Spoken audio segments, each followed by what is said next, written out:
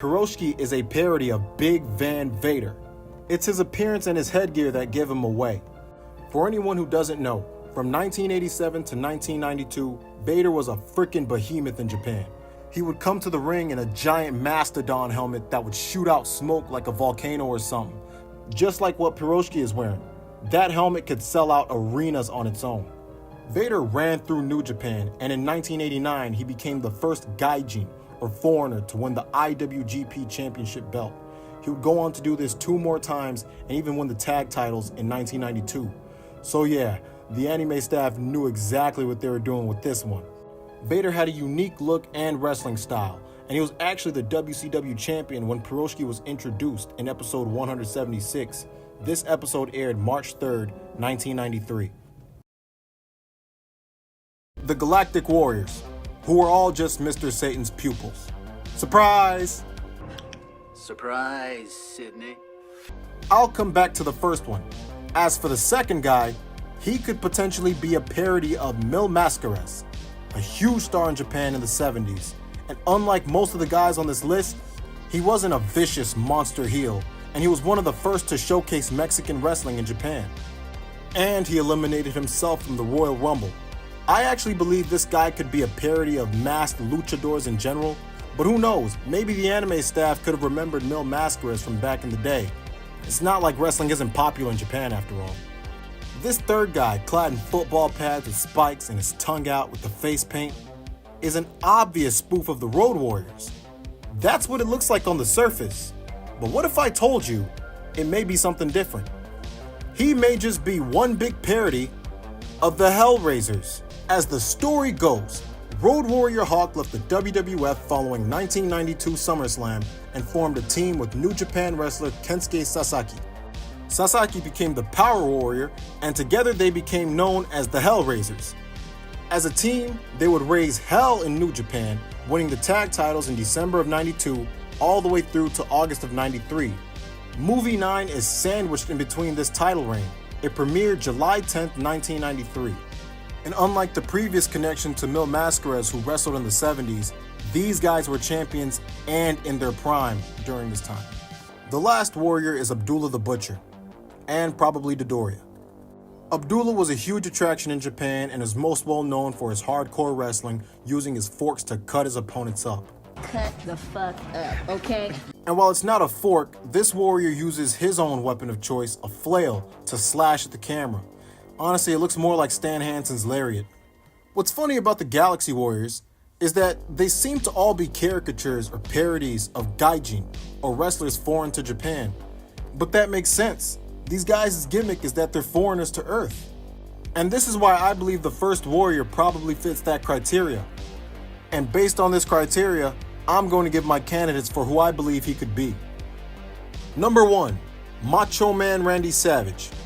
The shades, the star on his clothes, the extravagant outfit, plus Macho Man just came off of a title reign as the WWF's champion in 1992, and he wrestled as a headliner and an attraction in Japan during WWF's interpromotional collaboration with Super World Sports in 1991.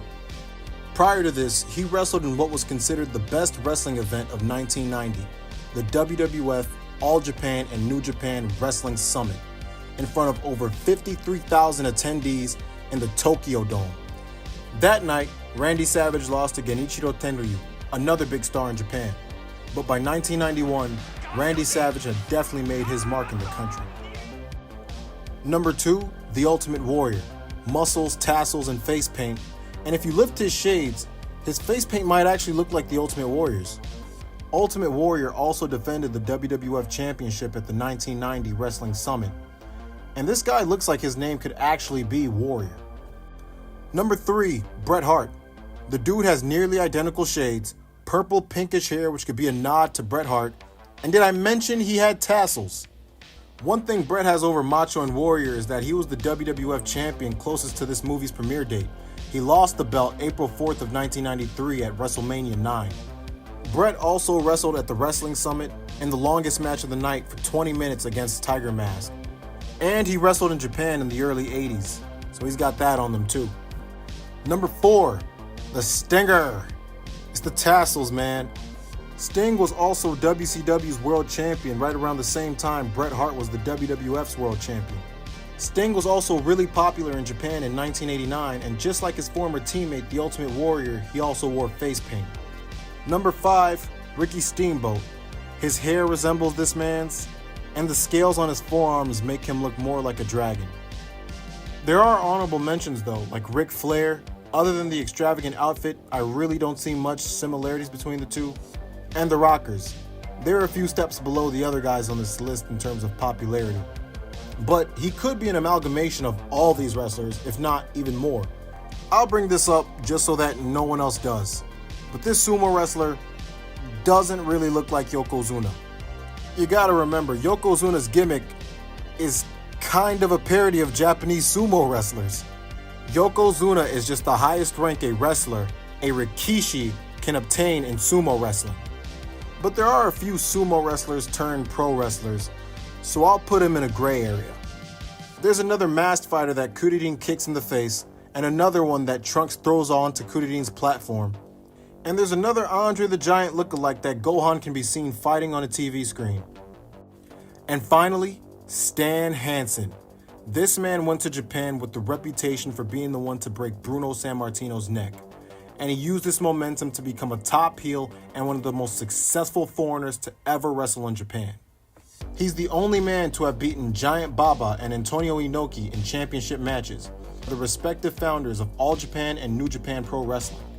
He's a 4-time Triple Crown champ, and his reign from 1992 was relatively close to this movie's premiere. But in this movie, none of that matters. His caricature Udo lost and probably died in a squash match against Gohan in the semis. And that was it for him. The match itself pretty much sums up wrestling. The old grizzled vet going out of his way to put over young, fresh talent. What a pro. Udo may be a total jabroni, but Stan sure isn't.